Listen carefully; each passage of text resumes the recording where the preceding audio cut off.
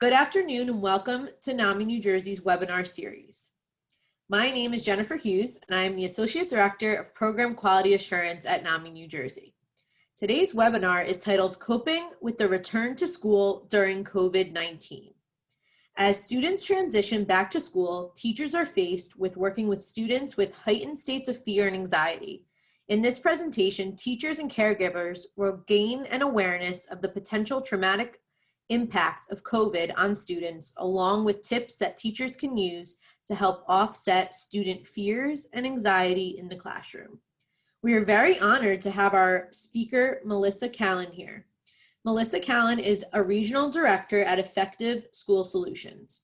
She is a licensed professional counselor and approved clinical supervisor. With over 20 years experience in working in related fields of crisis intervention, trauma, and grief and loss, Melissa's specialty is working with at-risk youth and their families. Melissa joined Effective School Solutions in 2013. She served as the Traumatic Loss Coalition Coordinator in Somerset County. Melissa is a Nurtured Heart Approach certified trainer and a certified youth mental health first aid trainer. As the Senior Director of Professional Learning at Effective School Solutions, Melissa is developing interactive and impactful workshops for educators. Melissa graduated from LaSalle University with a master's in clinical counseling psychology with an emphasis in marriage and family therapy. We are so honored she is presenting today on this important topic, and it is my pleasure to turn the presentation over to Melissa. Thank you. Thanks, Jennifer. I appreciate it. So welcome, everyone. So today we are going to talk about how to cope with returning to school during COVID-19. We're going to spend about 45 minutes together of me presenting, and then you'll have an opportunity to ask questions. So as Jennifer said, you can put them in the Q&A. Wanted to do a little bit more of an introduction of who I am and who ESS is. Effective School Solutions, we partner with school districts to help them implement culturally inclusive mental health and behavioral support programs that help improve care, strengthen outcomes, and maintain students in their home district. What that means is we're really looking at servicing in a therapeutic capacity, the highest for students in schools, to maintain them in schools, because we know that's where our students do best. And as for me, Jen did a wonderful introduction of what my professional history is, but I also bring to this presentation that I'm a mom of a 12-year-old in 7th grade, precocious. She does give me permission to tell stories, so if I do tell a story, I have that permission. I am a wife, a daughter, a sister, a friend. I come with all of those pieces. And so as I present, you're not only going to hear the professional side of me, you're going to hear all of those roles. So as you listen, it's not only your professional hat that you're here, that you're listening with, it's also the roles you play in life. So as we go through today, I'm going to present from the National Child Traumatic Stress Network, Child Mind Institute, SAMHSA, Collaborative for Academic, Social, and Emotional Learning. Most of you know that as CASEL, and our own Effective School Solution practices. So ask questions through the Q&A, save them in the end, but more importantly, take care of yourself. We can't see you, we can't hear you. I am not distracted by noises in the background. This is being recorded, so if you miss something, you can come back to it. So it is important that anytime that we talk about trauma, as we start this school year, that we are taking care of ourselves. So these are the topics we're going to cover today. We'll talk about the impact of traumatic stress on children and adolescents, 10 tips on how to support students in the classroom, self-care for teaching staff and how it's translated for students, the role of blended mental health models during COVID-19, and resources and referrals you can turn to when concerned about a student. So let's get started on the impact of traumatic stress on children and adolescents. So what is traumatic stress? It often occurs when a violent or dangerous events overwhelm a child or adolescent's ability to cope. What's important here to know is it's overwhelming the system, being able to cope. So what one child views as a traumatic event or traumatic stress, another child may not. Through research and studies, we know traumatic events include neglect, emotional abuse, physical abuse, sexual abuse, racism, race-related injury or a threat by another, discrimination by race, age, ability, our natural disasters, terrorism, community and school violence, witnessing domestic violence, commercial sexual exploitation, serious accidents, life-threatening illnesses, sudden or violent loss of a loved one, our kids that are experiencing refugee or war experiences, military family stressors, such as parental deployment, loss, or injuries occurred in the military. Now we have to look at traumatic stresses during COVID-19. Like adults, and it's very important, as I go through this, you're gonna go, God, I feel this too. That our children are experiencing new and intensified stressors as a result of the pandemic, including loss of routine, separation from friends, extended family, and increased anxiety and frustration. The idea of loss of routine will come up through our time together because it's so important to put structure in. But we need to look at some of the more extreme stressors that our students have been put under that we may not know about. One is food insecurity. We know a bill passed to the state of New Jersey can have free lunch for every single student till the end of December. This is so important because families are struggling with a sense of food insecurity, or job loss of a caregiver, or it's looming over their head that they might lose their job. The loss of a parent or a loved one. And, you know, unfortunately, we've lost so many New Jerseyans to COVID-19. There could be extreme illness in the household or exposure to abuse. We know that in April, the numbers of calls to Child Protective Services, it's DCP&P in the state of New Jersey, increased because our kids were now day in and day out with our alleged perpetrators. And it's so important that when we talk about extreme stressors, that we haven't been able to engage in rituals. We haven't been able to engage in the rituals that celebrate life, birthdays, anniversaries, weddings. And we haven't been able to engage in the other rituals that celebrate life through funerals, through memorials, through services. And so that has been such a significant stress because when we can't engage in a ritual around death, it's hard for us, especially our children, to process the loss and kind of put closure to the loss. And we don't know what people have suffered. So we need to start to look at some signs of traumatic stress. And when we look at signs of traumatic stress, we're looking for something that there's a recurring pattern of behavior that's lasting over 2 weeks. So we look at our little ones, our preschool age. Fear of separating from parents and caregivers. The frequently crying or screaming, eating poorly, losing weight, having nightmares. So if a little one is having nightmares, their sleep is disrupted, which then leads to mood dysregulation the next day. So it becomes this ongoing cycle. Our elementary school students, they might be becoming more anxious or fearful, feeling guilt or shame, feeling guilt if they feel like they might pass on. In the beginning of the pandemic, we've heard so much about young children not getting sick, but may have been carriers. Having a hard time concentrating, and we know that affects whether they're going, how their school performance is going to be. Having difficulty sleeping, again, leads to that emotional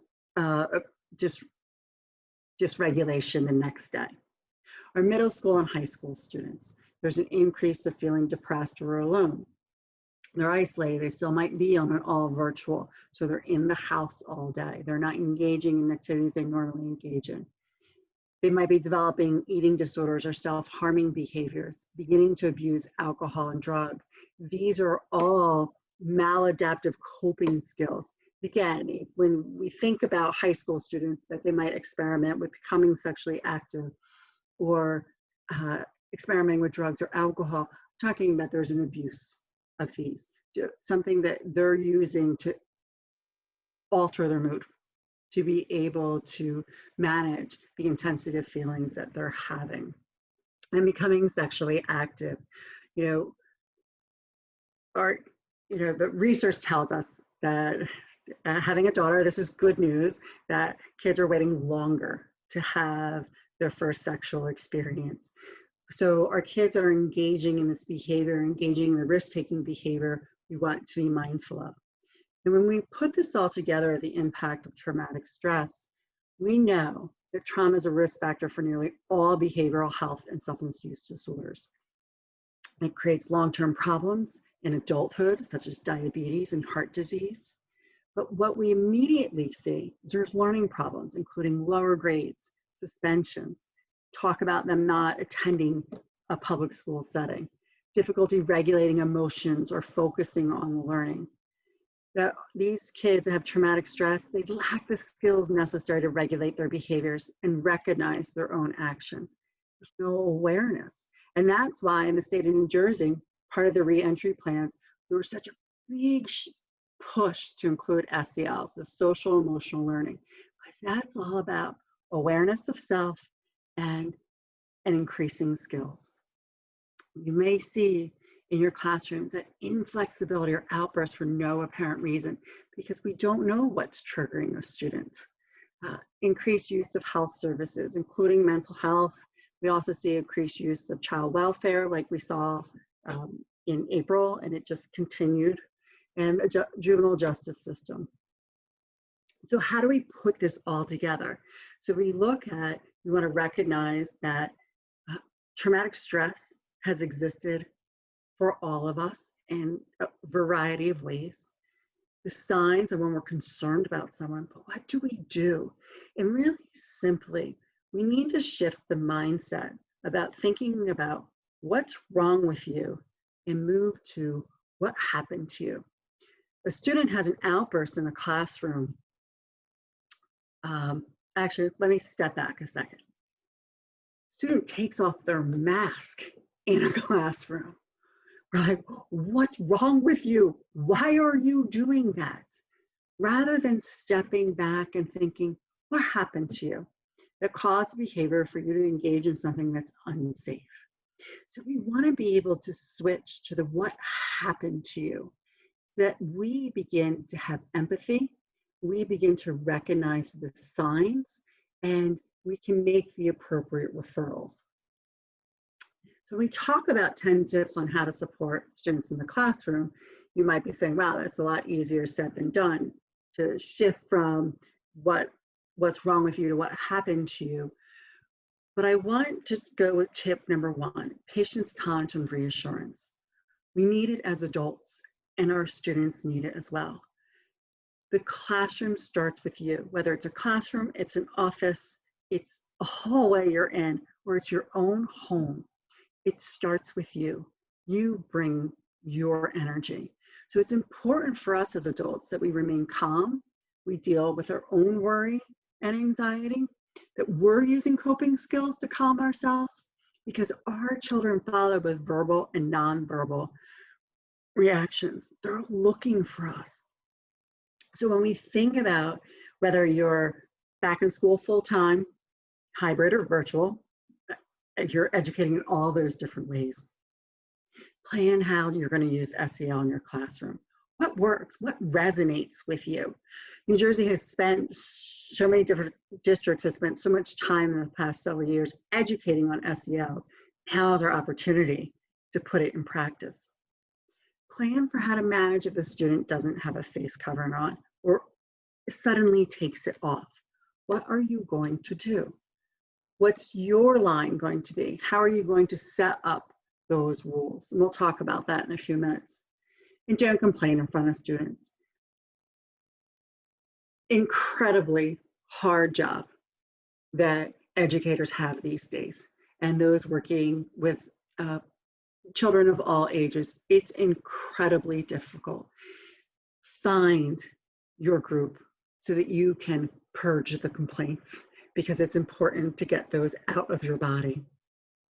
Tip number 2, misbehavior is a symptom. We have to look at behavior as a form of communication. It has a function, it has patterns, it can be changed. And that's the most important, is behavior can be changed.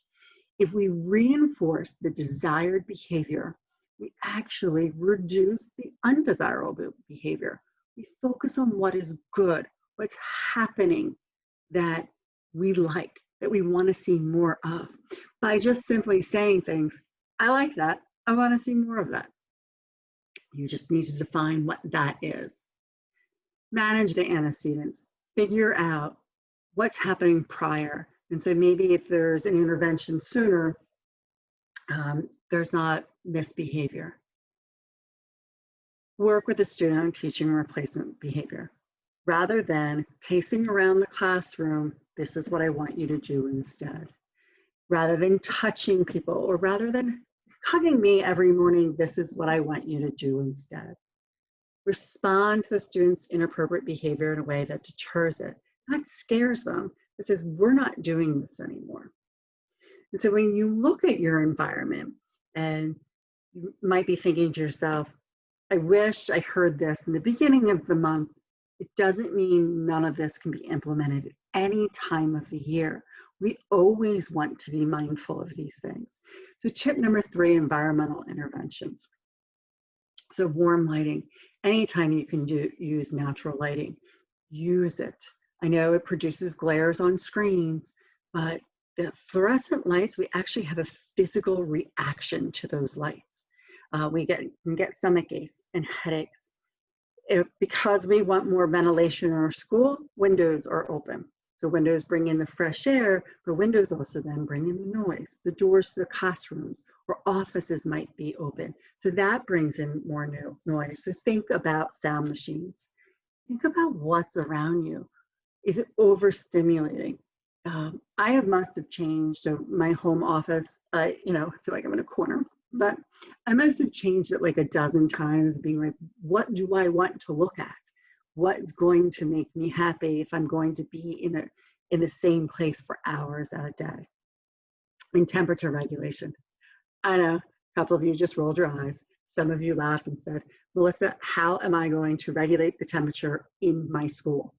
You're not.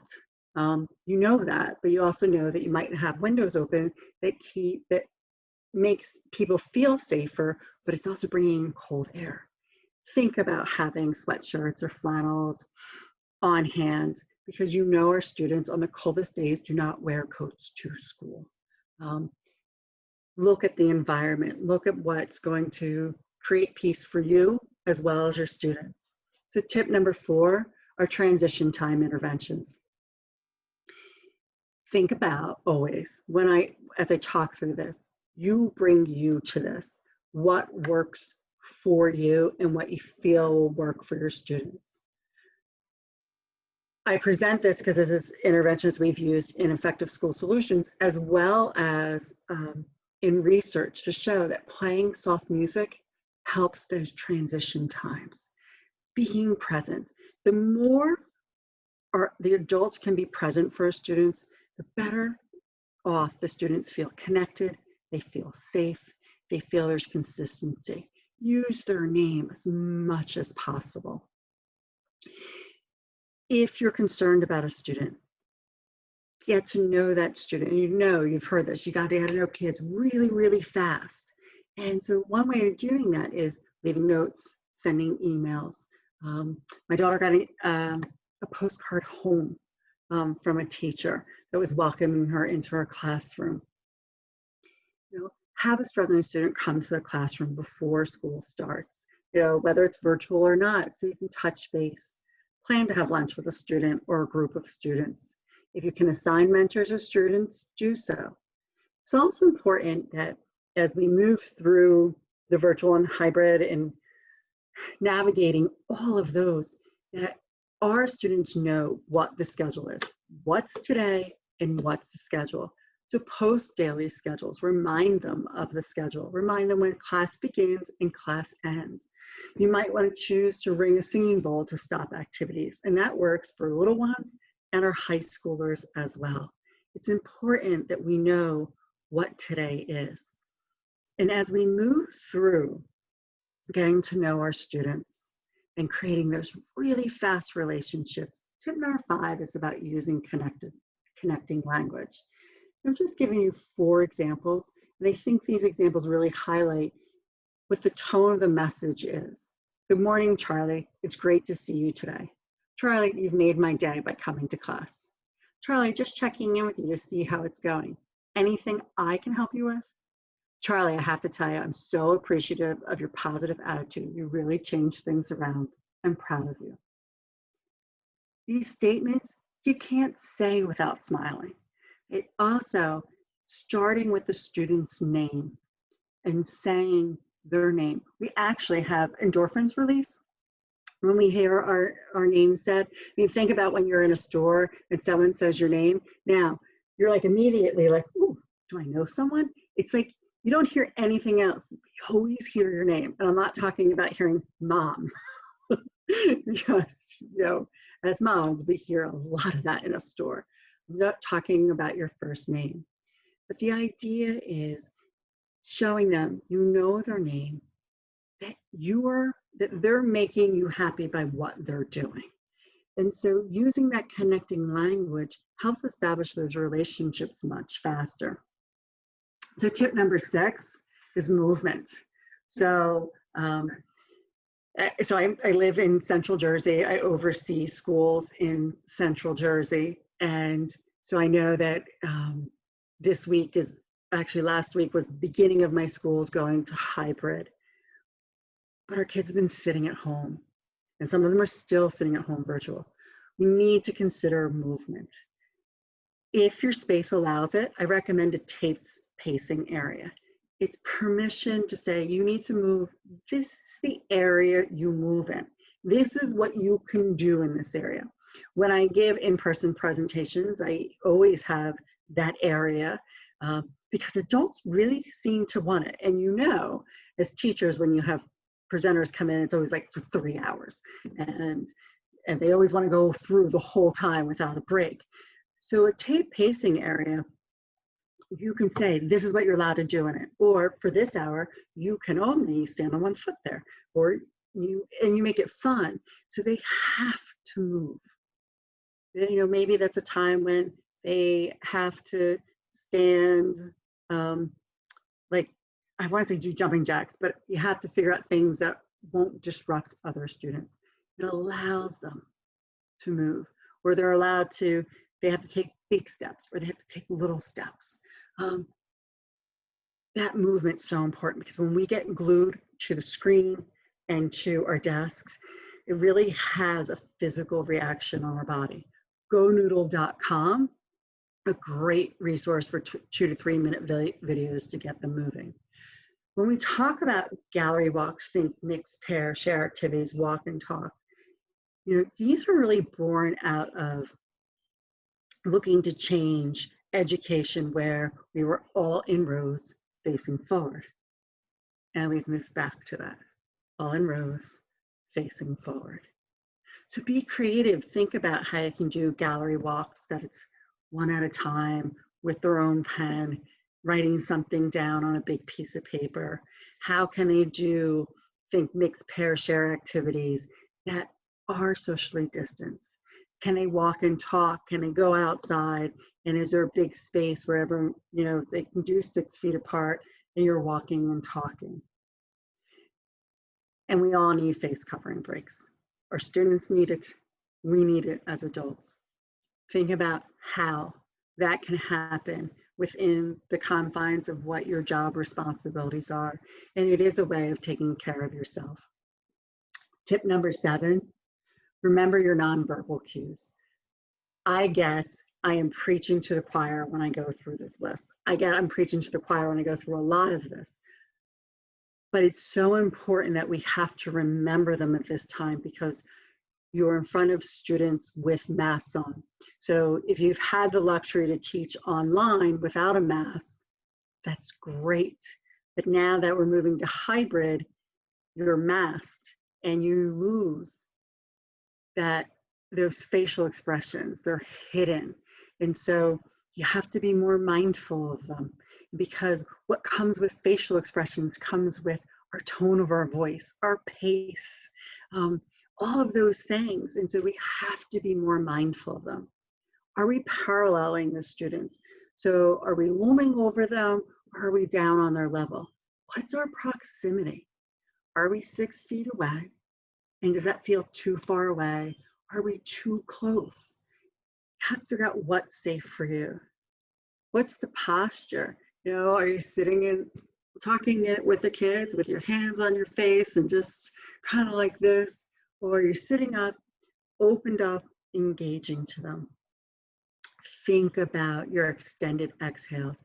Are you giving a moment to process, allowing them to process what you just said? Allowing yourself to manage frustration with technology and all these new job descriptions and your length of sentences. Now, so you will laugh later when I answer a question and you'll go, what? She says a lot when it could have been simply yes or no. I know I do that, mindful of it. So think about the length of your sentences. Teaching social emotional learning. The goal is self-awareness and self-regulation. You want to model it. You want to model that you have emotional regulation. I didn't say you want to model that you had it all together, because some days we don't have it all together. And we have to recognize that. We have to validate those emotions. And we have to let it know that our students know that too. I am using this because I'm having a harder day today. Have those strategies for you that you can use in the moment, you can use when you have a break, and you can model for your students. Have strategies in place for de-escalating. Think about teaching brain health. I am not great at teaching brain health, but I know as a mother and a therapist, it is so important to teach brain health. And so what I explained to my daughter, that's 12, is that sleep is so important. And the reason that we say go to bed even when you're not tired, it's because your body has to rest. So the brain rests when she sleeps. Her body grows when she sleeps, but her brain rests. And that's so important for emotional regulation the next day. And we talk about the part of your brain that's in front of your brain. I always forget all the words for that. It shrinks when you get angry, and that it's not formed fully until you're in your 20s. You know, so when we talk about decision making and trusting, teaching brain health is important. Incorporating mindfulness practices, teaching and modeling empathy and active listening skills, and most importantly, normalizing the range of emotions people feel, from I don't care to I am so anxious, I'm vibrating. When we take social emotional learning and we practice things such as check-ins, circles, greetings, and sharings, which might sound elementary to a high school level, but they're not. This is an opportunity that we know our students are with us, our students are present, that it's a safe place, it's grounding them, it's bringing them into the moment, and it creates a sense of security and routine. So when we teach social emotional learning, we want to be future focused. We want to be present and future focused. We have a tendency, and I do it too. Oh, how was your summer? If you ask me how my summer was, my first thoughts are going to go, is all the things I needed to cancel this summer, or I wasn't able to do that, engaging in those rituals that our family does every single year. So ask these questions instead. What do you love about learning? What do you look most forward to this school year? What are 3 awesome things about yourself?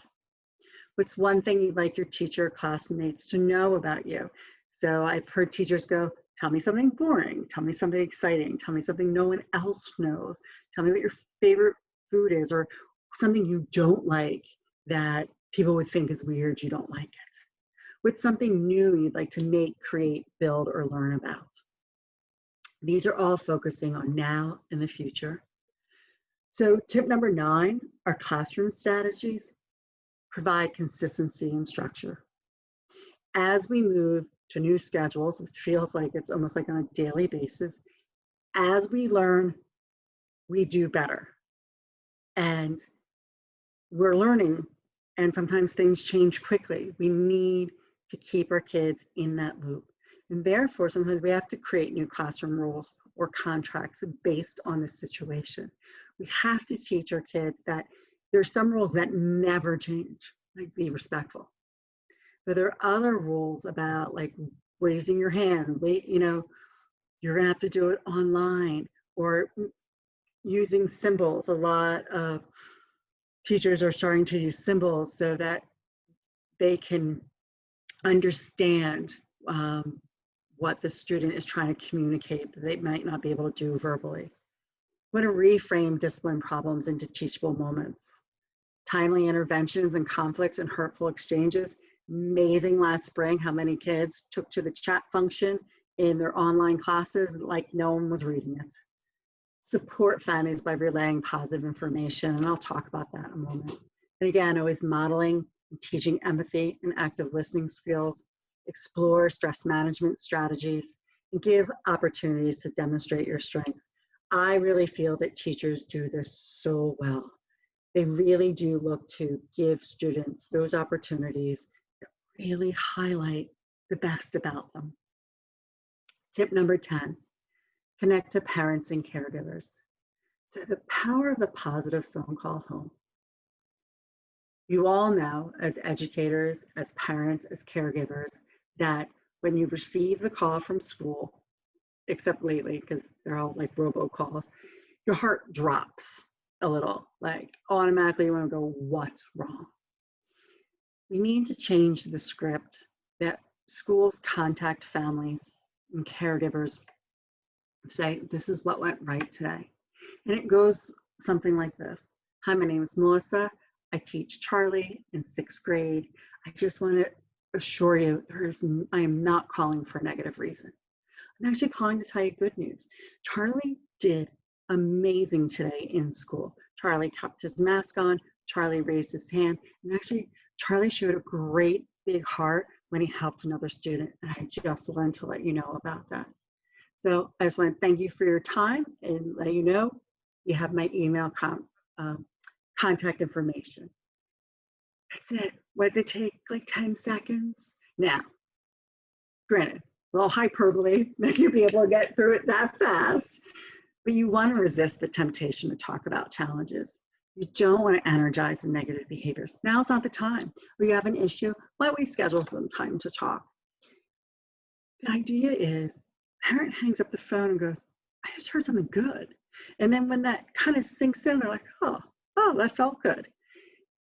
So the next time you have to call, no matter what it is you're calling for, they're more receptive. The other piece that we hope, and maybe give permission for the parent, share with the child I called. And so now the child comes and goes, that was pretty cool.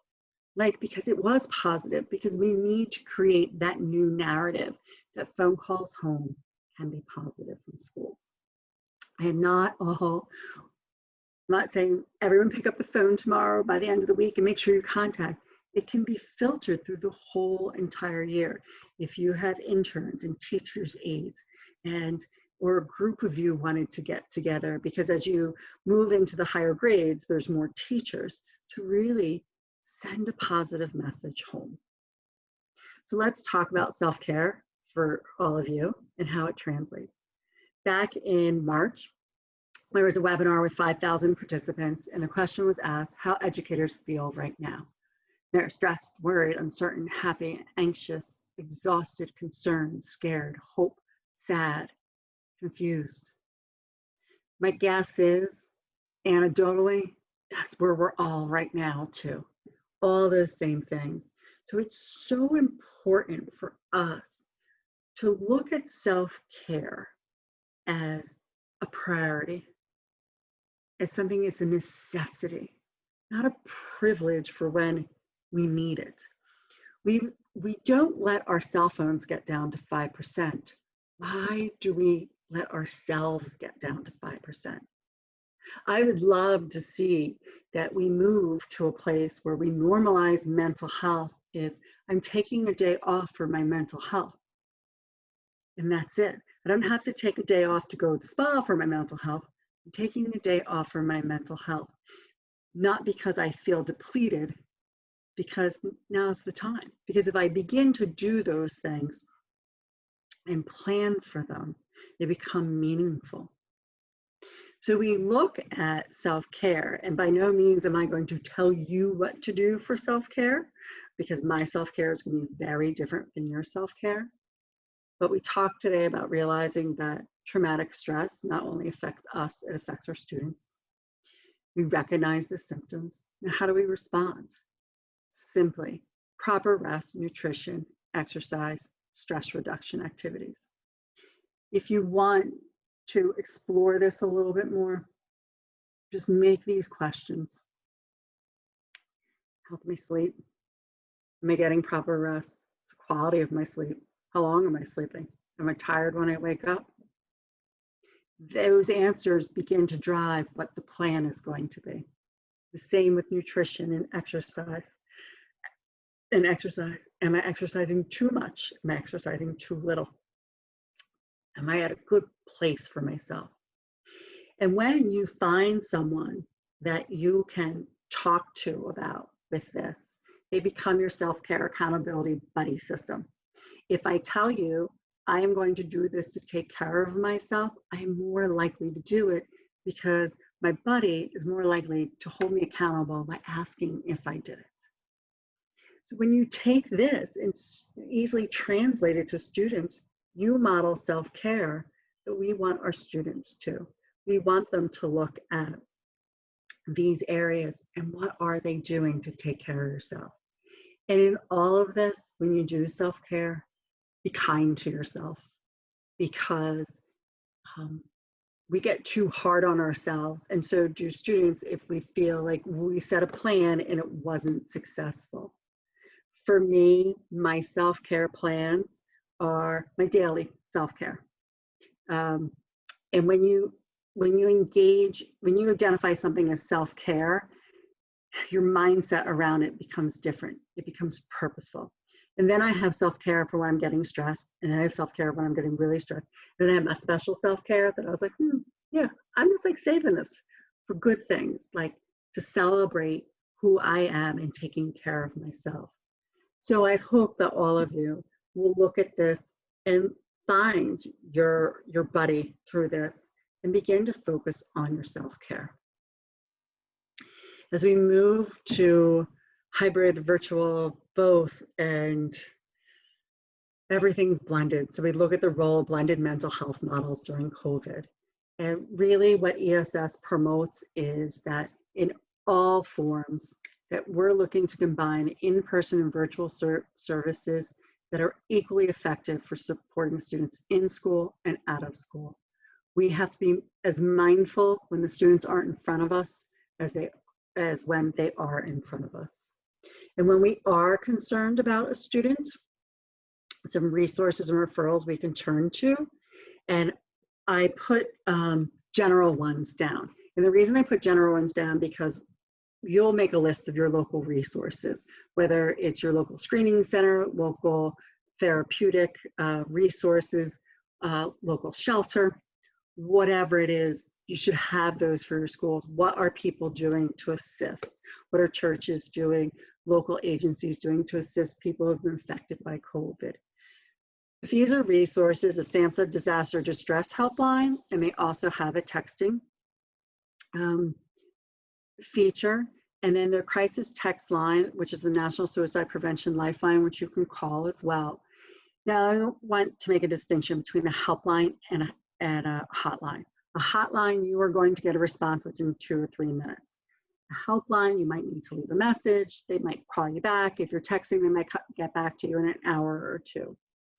There's also an autism response team and effective school solutions. So when you do receive, I believe, Jen will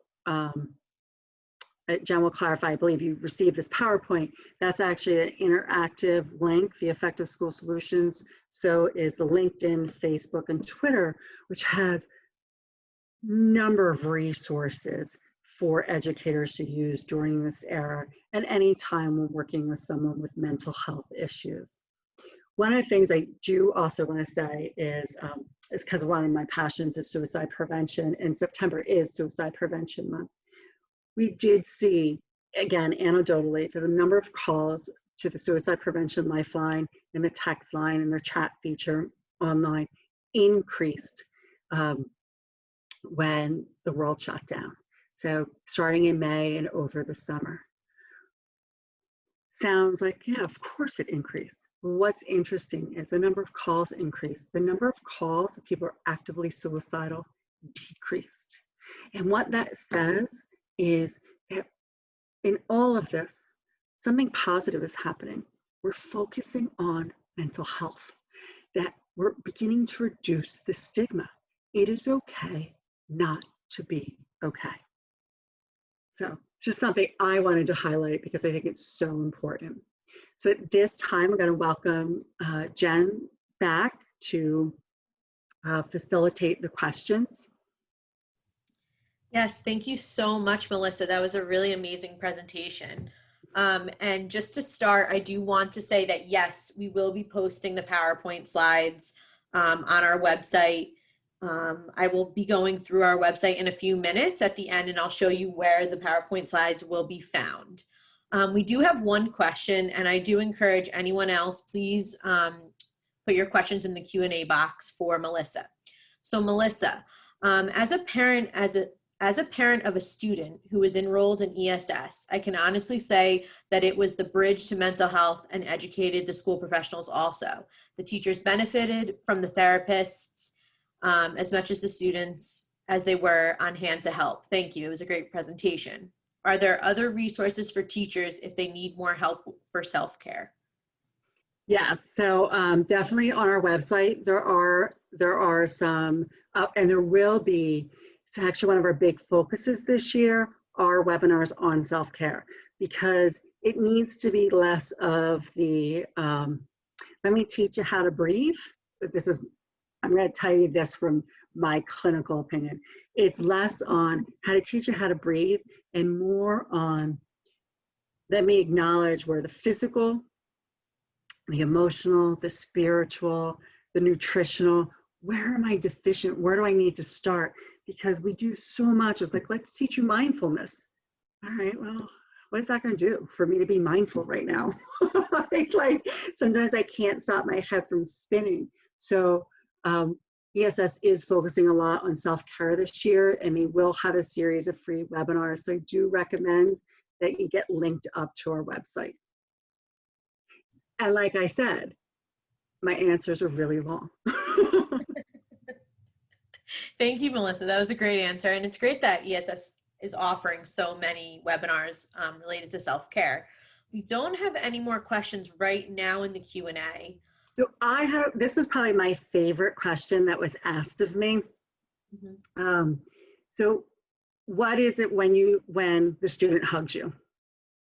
Because as we come back is, or there's that moment like seeing someone you want to hug. So if a student hugs you, rather than becoming rigid, just take that student and go, let's go wash our hands now.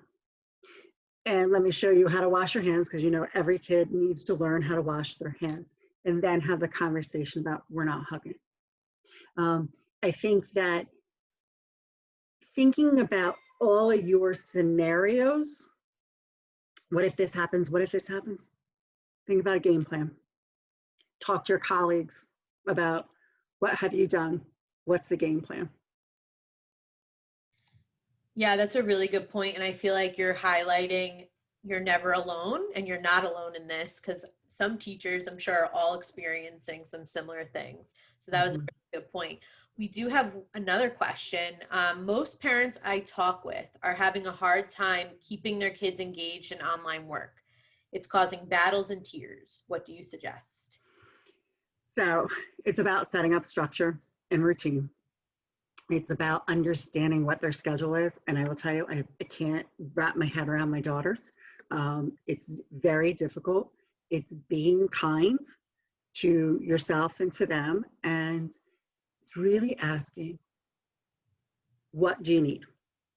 How can I help?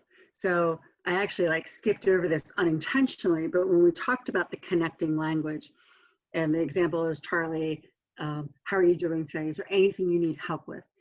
As adults, we have this tendency when they don't respond right away to go into problem solving. This is not a time for us to be problem solving for them. We need to be working together. So it's really about saying, these are my expectations. Like, they're not going to get perfect grades. There are going to be assignments missed. There's going to be there needs to be increased communication with teachers when a student's struggling, because the more you struggle and have a power struggle, the less you're going to lose. I'm just going to say it outright. You're going to lose. Think about, what do we need to do?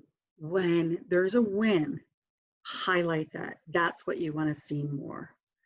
Think about the structure, routine, problem solving, planning together, and using the school as a resource.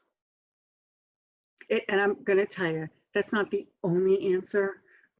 It's a start. It's tough.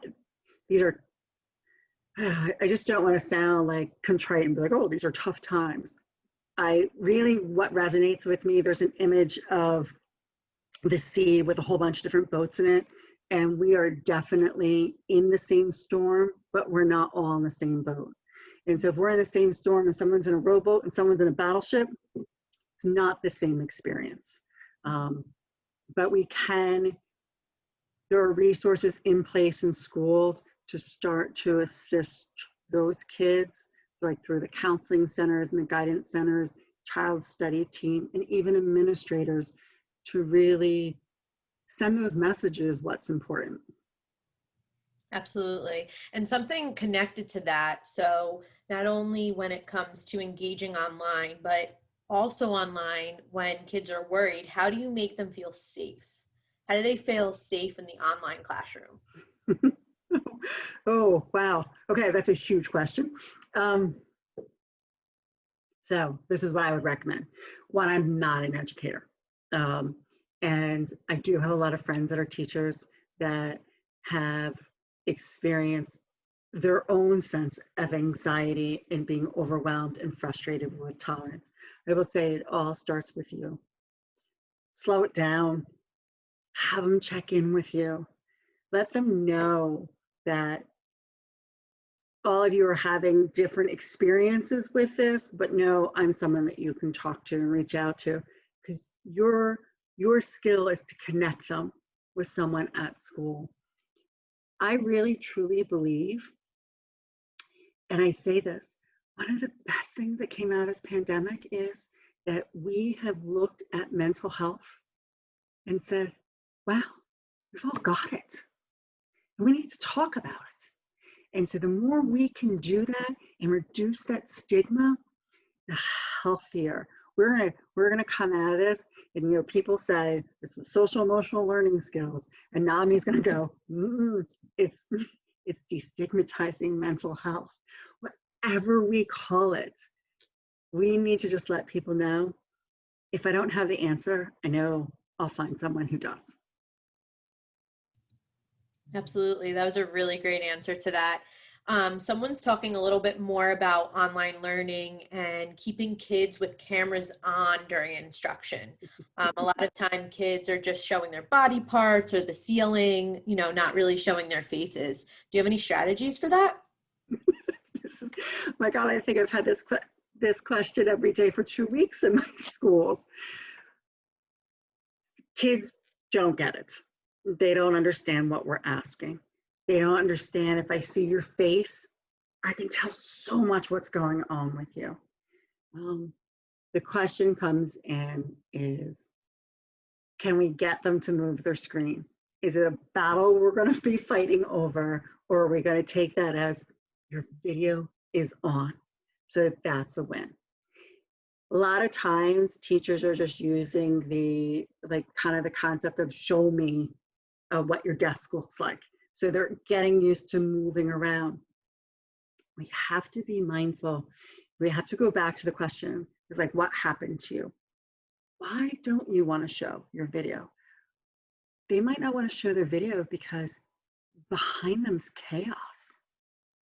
Like their room's messy. They don't want their sound on because their little 3-year-old brother is screaming through the house. We have to be aware of, and it's going to take time.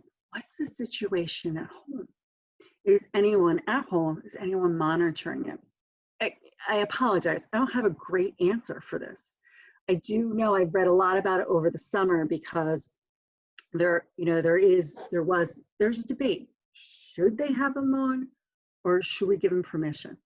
My sense is, I want you to have it on to start. I want to see your face. If you turn it off, okay. But once they get used to that, they'll keep it on longer. Or, hey, can you turn it on while you talk? Giving them those steps and celebrating those steps. Or you have a class that seems really engaged and they're all on, be like, I want to see this more often. This was awesome.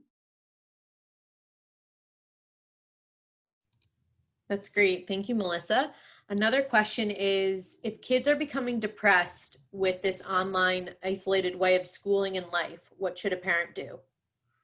So I think the parent needs to reach out to the teachers. They need to reach out to the school for resources, definitely about looking at even talking to a family doctor, making sure they have physicals. They're inside, they're not moving. Is it affecting their thyroid? Is it affecting their vitamin D levels? Like, I would want to rule out some of that. Is the idea of constantly having, being on a screen. I did hear one of my coworkers bought the blue glasses for their son, and no more headaches. I mean, I think that's a reality. Is it's such a change for us that we want to just say, as a parent, I'm worried.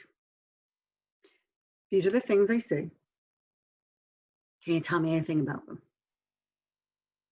And that's where we start. We don't want our parents to be therapists. You don't have all the answers, but acknowledging that you're worried about them and why you're worried about them, let them sit with that for a moment and come back and talk about it. And then say, we have to have a plan. We have to plan and talk to someone else, because they might just say, I'm so tired.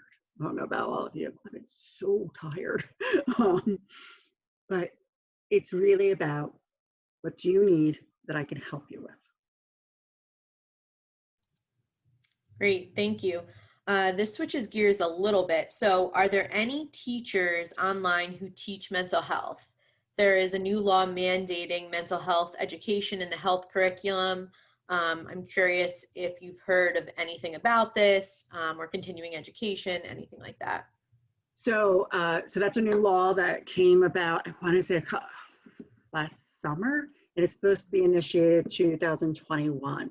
So we go back, years. So go back 10 years. Don't quote me on that when McGreevy instituted the suicide prevention laws, that suicide prevention needed to be taught K through 12. And then with that came the 2 hours of suicide prevention training that each teacher needed to receive.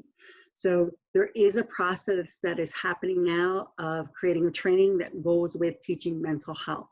And so it actually fits really nicely into the current curriculum, even particularly for the older students, because that was already part of it. When in high school, you're talking about anxiety and depression and what mental health disorders are.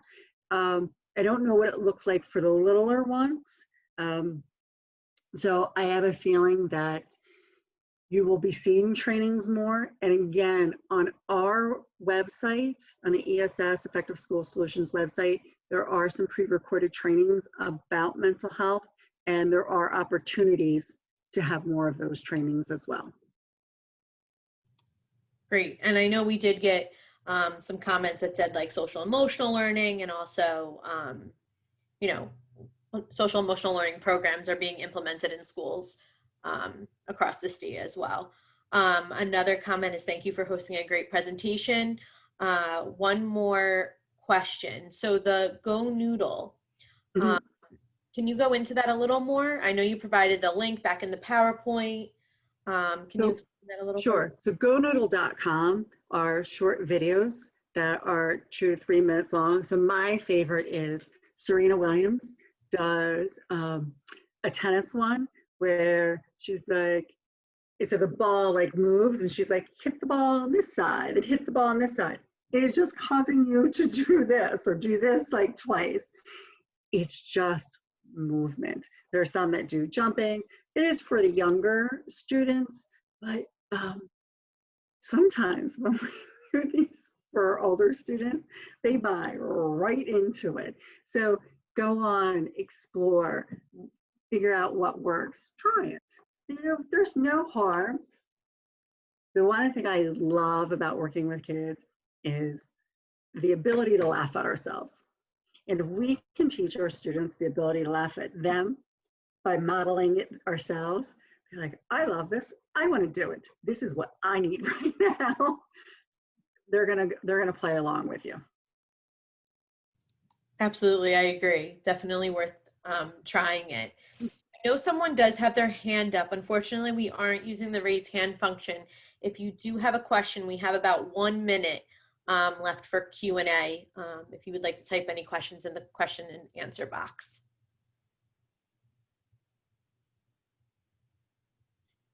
Because it takes a moment to type. Yeah. So as they type, I'll go back if there's another question.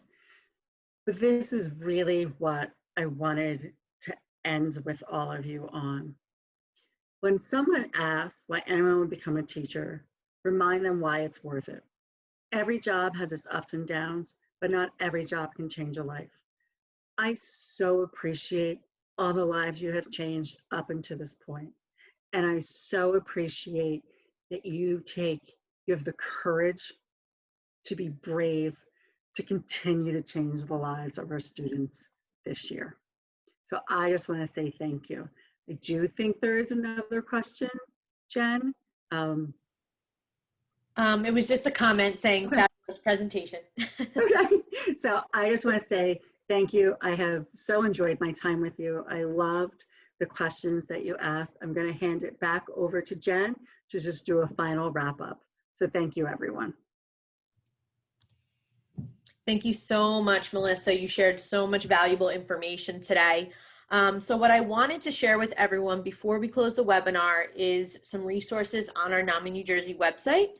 So I am going to share my screen so that I can show you our website and resources, and also where you can find this webinar once it's posted. So as you see here, this is our COVID-19 support and resources. So you can visit our website at naminewjersey.org/programs/COVID-19. And that's where you will find all of our resources and supports, and specifically our NAMI New Jersey webinar series, which is what Melissa just presented on. So once you click that link, you will come up to this page which includes all of our webinar series. So here's Melissa's right here. This is where the PowerPoint will be, and this will also be clickable to go to our YouTube page so you can view the recording. Our upcoming webinar is about too much stuff and about hoarding disorder. So that is next week. And also estate planning and administration will also be upcoming on October 20th as our webinar series. Additionally, I do want to highlight under our support programs that we do offer online support groups. Our online support groups are twice a week for family support and twice a week for NAMI Connection Recovery support. And you can register here. We also have added a spouse and partner group that you can find on our website as well. And with that being said, I thank everyone for joining our webinar series today. Thank you so much and have a fabulous day. Thank you.